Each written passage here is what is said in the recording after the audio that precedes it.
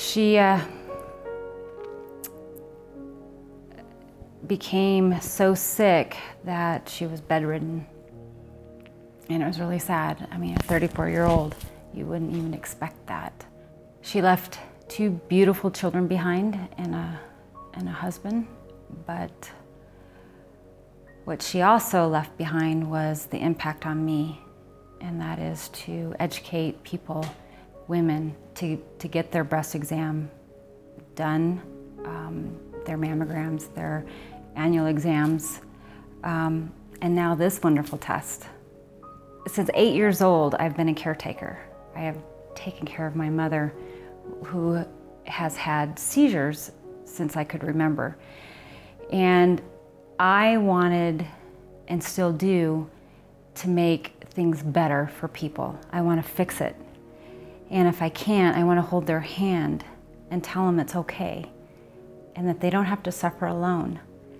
And I've accomplished that in a lot of ways. I've been there for people, I've been there for families, and consequently, in turn, they have touched my life in more ways than I could ever share or imagine.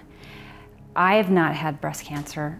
I've not had any of my family die from breast cancer, but the fact that I've taken care of many women with it, some that have passed away with young children, that's impactful. That's something that you don't want someone else to have to suffer and to be fearful and wonder, you know, do I have breast cancer? Do I have, 6 months to live because I have a lump? What is it? Is it just a lump? Is it malignant? Do I need to lose 1 breast, 2? All those questions that women have to deal with is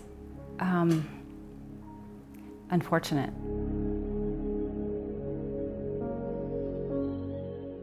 Well, when you go to your GYN appointment once a year, if you personally have not found a lump and they do, which is even more alarming because you feel like, okay, I've been doing my breast exams and I felt nothing, and all of a sudden, a professional has. What does that mean? From there, they send you to have a mammogram, which is not very comfortable, very embarrassing. From there, you have to wait 2 to 3 days, sometimes a week, for the results. And if you have dense breasts, like myself, then it's an automatic ultrasound, because they're not able to detect what it is that was palpated, by your physician or by yourself.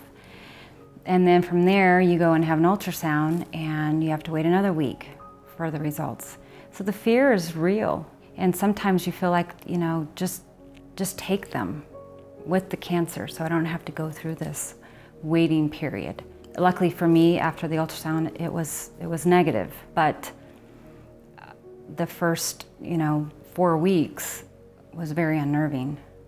And because of that, I had to have mammograms and ultrasounds once a year until they didn't find any lumps that were suspicious and needing, mammograms so frequently.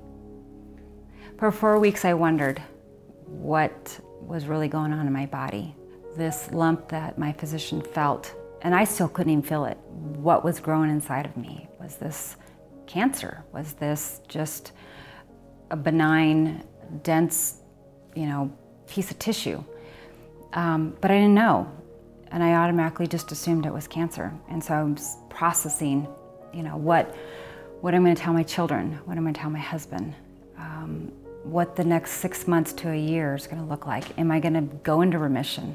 Am I going to be one of those people who get to celebrate, 5 and 10 years? All those thoughts fled my mind for 4 weeks.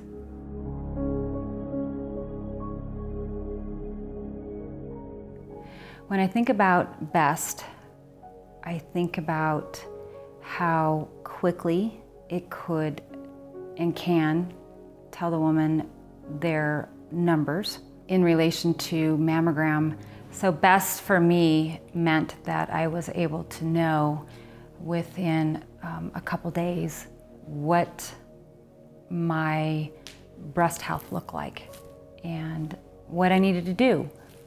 Do I need to continue with further treatment, or, was everything okay?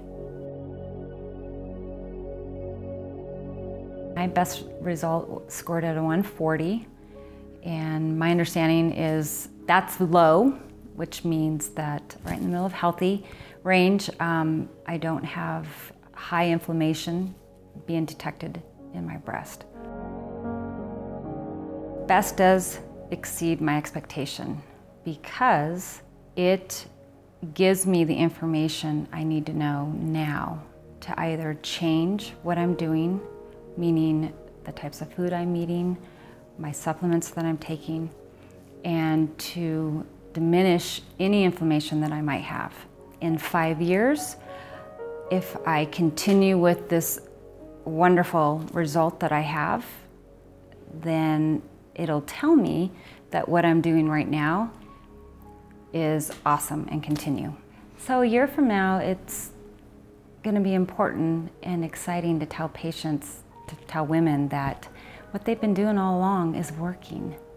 That they don't have to be fearful about, it's always wondering in the past, did I do the wrong thing? Did I cause this? Could I have done something different? And when you get this result that shows that in fact you do have healthy breasts, it's amazing. When I got my low number, it was like, all right, right on, living a healthy lifestyle, exercising and eating well. It's important, and it means to me that it's working. I think that women with dense breast should take this test because it's able to detect the inflammation immediately. With dense breast, you have to go through a mammogram, then you have to go through an ultrasound, then possibly a needle biopsy or a surgical biopsy. And there's 4 tests that you have to go through with, of course, the waiting period. And then the last 2 are invasive. The best test is not. For women with dense breast tissue, mammography does not work.